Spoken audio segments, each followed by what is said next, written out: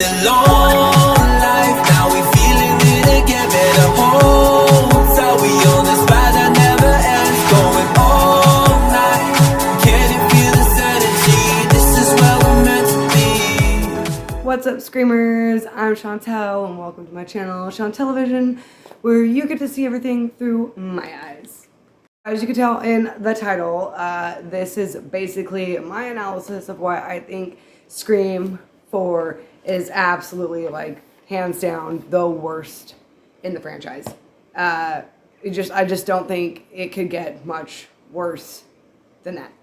It's coming from, like, a diehard Scream fan. Like, love it. And of course I'm gonna have favorites. Who wouldn't? Everybody does. However, this was not one of them. Oh, that this is probably a very unpopular opinion. I get that a lot. Actually, especially on like Reddit and stuff. Oh, hi kitten. This is Tyrion. She's a girl. It fits though. If you'd seen my other cats, you'd see she's tiny. Right? Okay. Anyway, back to the video. Oh, why do I say this is the worst movie in the franchise? Why? So I'm just gonna get into like my first gripe and what really pissed me off. And like, listen, I get it. Not every Ghostface can be, you know, exceptionally tall. I understand that. But to literally have characters that are my size, I'm 5'2", and like none of those people, Jill and Charlie, were not barely bigger than me. And you're gonna tell me that they were able to pull all this crazy, insane shit off? What were they wearing? Stilts? Like that would be fucking miraculous. I will admit though that I was surprised to find out that Jill was a Ghostface. I was like, wow. Surprise. Also thought Charlie was extremely underwhelming. Like, what a little pussyfoot. Oh my fucking god. Like, yeah, the kills were extreme, but like, were they really that extreme? I mean, yeah, we got to see the after videos or like, you know, the footage that was never released, and that was kind of gruesome, but like, really, was he like that intense? I don't fucking think so. What a dipshit for not seeing that Jill was gonna clearly betray him, because like, called that shit. My next gripe is probably another very unpopular opinion, but I hate the opening scene. I think it's dumb. It just absolutely takes away from the opening scene. They downplayed it so much they cut it down to like a 2 minute, I mean not literally 2 minutes, but like next to nothing. Where we had like our original Casey Becker kill that was intense and long and drawn out and suspenseful. And this time we just got like a fake out and then another fake out and then like, oh no, like, and not, you know, and also terrible fucking acting because what would her spinal cord severed? If that's the case, bitch, your legs ain't fucking moving. Why are you crawling down the stairs with them? Just so many errors. Just, oh my god. Another gripe I have is why would you film the whole thing? Like, yeah, I get it. It's like this is supposed to be this like new meta thing, and they were trying to go a little bit like, I just feel like it was like too early. You know what I mean? That wasn't like a thing yet. I mean, I guess it kind of was, but not really. And why they decided to film the whole thing and like so they could edit it out and shit. Like, just seriously, really though, that was your fucking plan, along with all sorts of other errors that you just like. What about the duct tape all over the guy? Why would he have a shot, you know, gunshot in his dick? There are like a lot of inconsistencies that just wouldn't make sense for the like alleged killer. Allegedly it was supposed to be Trevor. Like, for him to be the killer just doesn't make sense. There's a lot of shit that just wouldn't add up. And I suppose you could say that about Scream 1, but like, let's be fair, it was 1996, so chill the fuck out.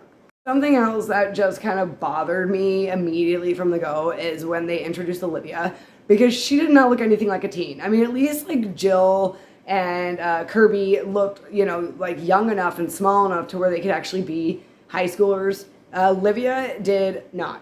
She did not. And, you know, with that being said, those cops were just disgusting. Like, they're just talking about how sexy she was, and they were fucking idiots. And, like, I get, you know, Dewey wasn't always the best deputy, but by this time he'd been voted into sheriff. I think a lot of people forget that you get voted into being a sheriff, so obviously he learned a lot and come a long way. It's unfortunate that he trusted these two dipshit deputies, though. Like, I don't get it. Like, just how do you fuck that up? I also think it's absolutely ridiculous that Sydney wrote a book, and we never hear anything about it after this. It's like absolutely just like thrown in there as filler. Like, oh, this is how we're going to get her back to Woodsboro. There's 100,000 other ways that you could have gotten her back to Woodsboro. You did not need to have her write some stupid book that's never mentioned again. Like, Gail is the fucking, leave the writing to Gail. All right, just leave the writing to Gail. Just leave the writing to Gail. I also wanted to point out, speaking of Woodsboro, that this is not the same place, and it's very, very obvious. Just by the landscape. Like, they've tried really hard to kind of like make it look the same, but they didn't. They failed miserably. And on top of that, the lighting was so bad. And listen, my lighting isn't great, but I'm not a fucking professional. All right. It was so overlit. It drove me absolutely crazy. And again, people want to say stuff about the original Scream. 96, guys. 96. That was a long time ago. Were they using a 1996 filter? We're like, you know what? Let's really give it that old school feel. Like, terrible decision.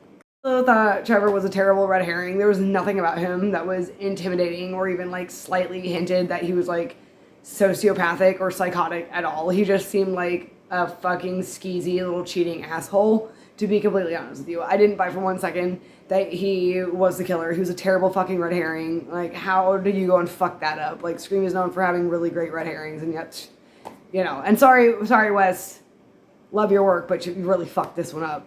Another thing that I really hated about it, and I think it's kind of something that we see throughout the movies, and I'll touch on that a little bit later when it comes to other movie rankings, but I don't understand how they're celebrating this terrible tragedy that happened, and they're literally like doing a Ghostface or a Stab movie marathon, and they're like celebrating. People are dressing up as Ghostface in these, and I don't understand that. People are literally losing their minds because people are letting their kids dress up as Jeffrey Dahmer, and they should not be doing that. People have every reason to be upset about that. They're glorifying someone who did something terrible. And that's essentially the same thing that's happening in the movie. And I really had a problem with how much they glorified it. It was like, why?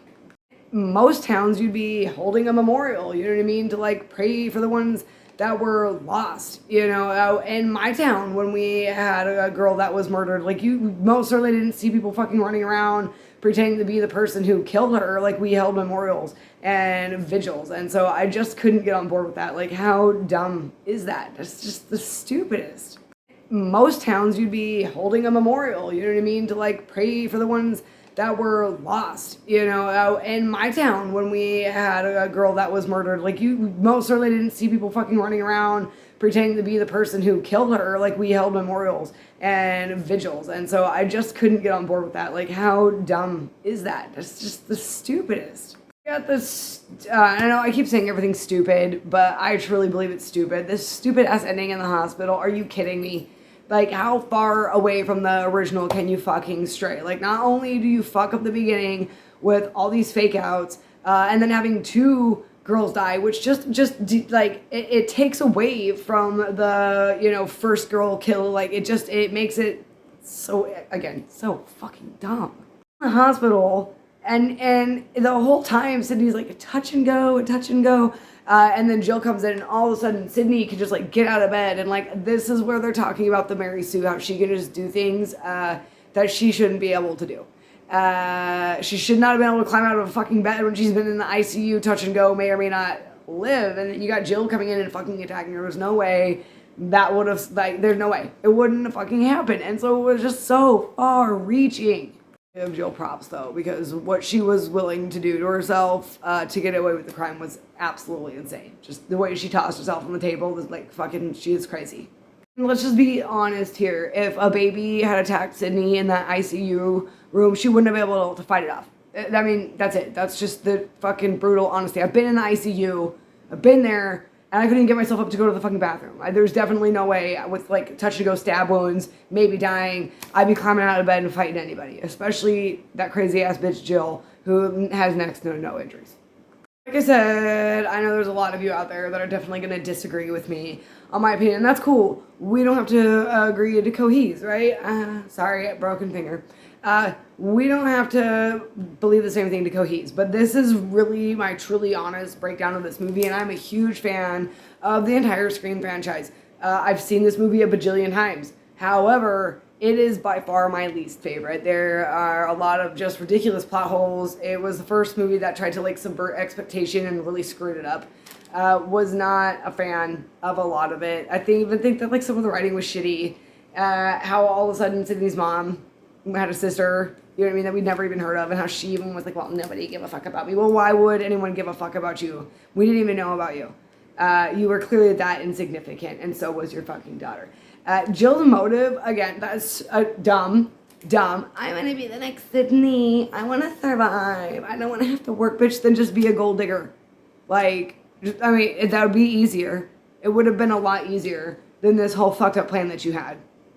I guess in conclusion that is really all I have to say. That is my personal opinion. My personal opinion don't come from me, although I'm sure a bunch of you fucking will, because it's how we roll as people. But that's my honest to God opinion. So I hope y'all have a great night. I'm going to get to watching this movie just so I can hate on it some more and also kind of love on it some more. But yeah, so love, peace, chicken grease.